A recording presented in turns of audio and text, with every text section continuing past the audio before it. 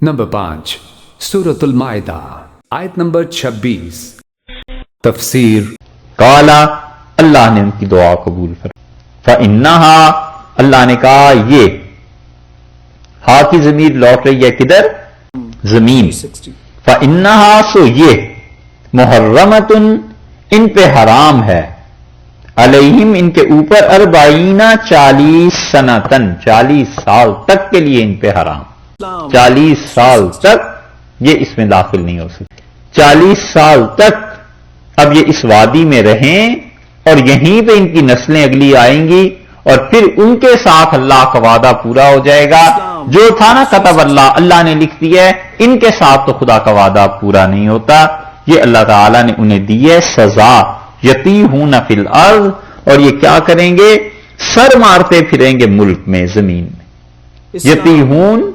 भटके भटके फिरेंगे यतीहून इसका सही तर्जुमा किया है हजरत ने शाह अब्दुल कादिर साहब रहमतुल्लाह अलैह ने कि सर मारते फिरेंगे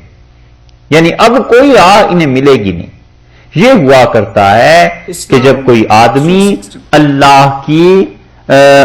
के इनामात की नाकदरी करता है तो खुदा बाज चीजें उस पर हराम कर देता है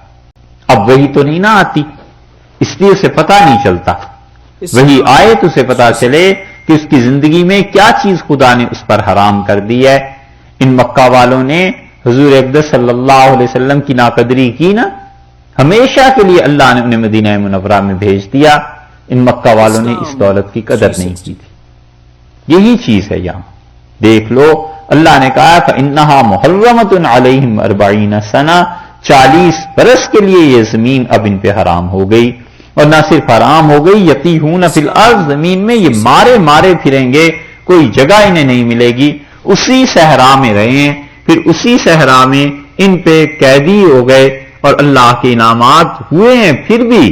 पानी मिला मनोसलवा आया ये सब चीजें उस सहरा में पेश आईं लेकिन जो आजादी थी जो मुल्क को फतह करना था वो खुदा ने इनसे हटा ली वो चीज नहीं हुई फला तअसा अलल कौमिल फासिकीन सो मत चलाइए अपने जी को सो अफसोस ना कीजिए अलल कौमिल फासिकीन इस फासिक कौम पर ये फासिक है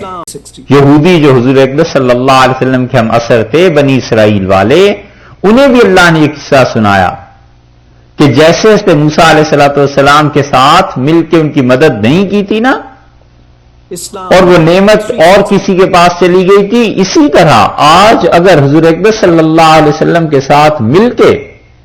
तुम काम नहीं करोगे तो तुम्हारा हशर मरदूदों जैसा हो जाएगा और वो आगे अल्लाह ने मिसाल उसकी दे दी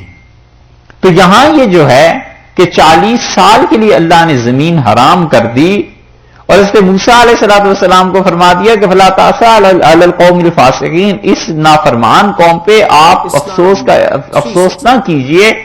होता यह है कि अंबिया अलैहिस्सलाम अपनी कौमों के साथ उनके निस्बत ऐसे ही होती है जैसे मां बड़ी शफकत वाली बड़ी मोहब्बत करने वाली और बद्दुआ दे देती है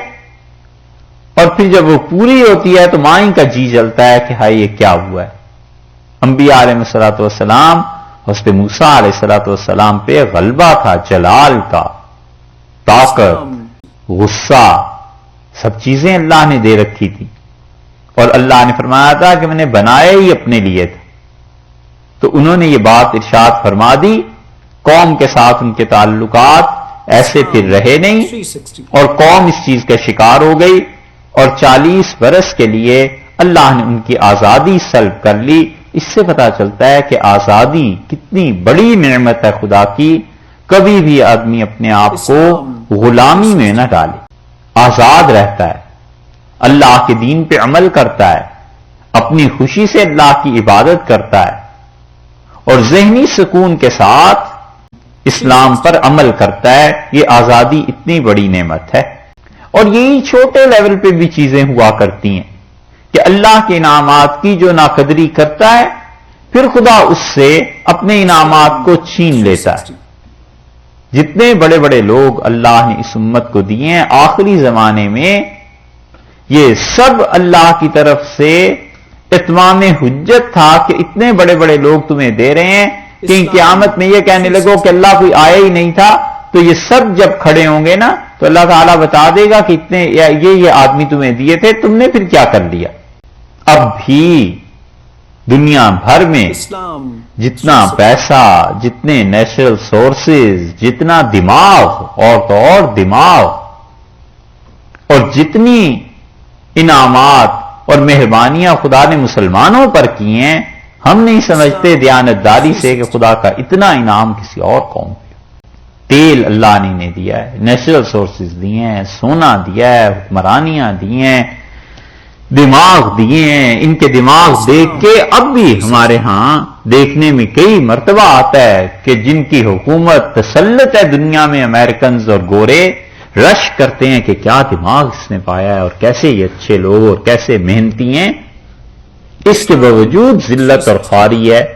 اور کوئی راہ نکلنے کی مل نہیں رہی اس ذلت سے۔ 300 برس ہو گئے یہ حال ہے، اور جو کوئی صحیح راہ بتائے اس کی نہیں مانتے،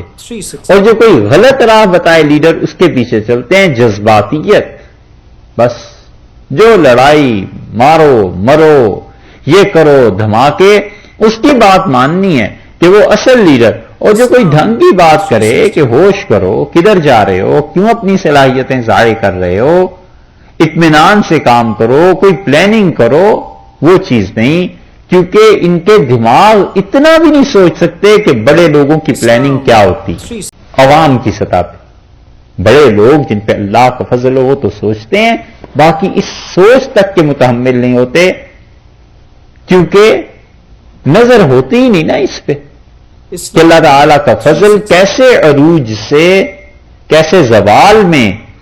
کافروں کو لے آتا ہے اور کیسے خدائی کا فضل اٹھاتا ہے مظلوموں کو اور ظالموں پہ مسلط کر دیتا ہے۔ تو یہاں یہی ہے کہ فلا تأسوا علی القوم الفاسقین، ہم نے کہا ہوگا ان کے ساتھ۔ اب 40 برس تک قوم کو آزادی نہیں ہوئی، اور اس کی مثال کہ اب حضور اقدس صلی اللہ علیہ وسلم کے ساتھ نہیں دو گے، اس پہ اللہ نے ایک قصہ سنا دیا کہ یہ نعمت چھن جاتی ہے، اور حسد مت کرو رسول اللہ صلی اللہ علیہ وسلم سے۔ اب انہیں نہ ماننے کی کیا وجہ ہے؟ انجیل میں، تورات میں ان کی پیشن گوئیاں تھیں، حسد ہی ہے نا۔ یہی بات سورہ النساء میں بھی گزری، جہاں اللہ تعالیٰ نے فرمایا حسدا من عند انفسہم، پیچھے گزر چکا ہے کہ یہودی حسد کرتے ہیں۔ اللہ نے کہا حسد، تمہیں ایک قصہ سنا دیتے ہیں کہ اس حسد نے کیسے بیڑا غرق کر دیا تھا، ایسے ہی اب تم اپنے آپ کو ڈبولو گے۔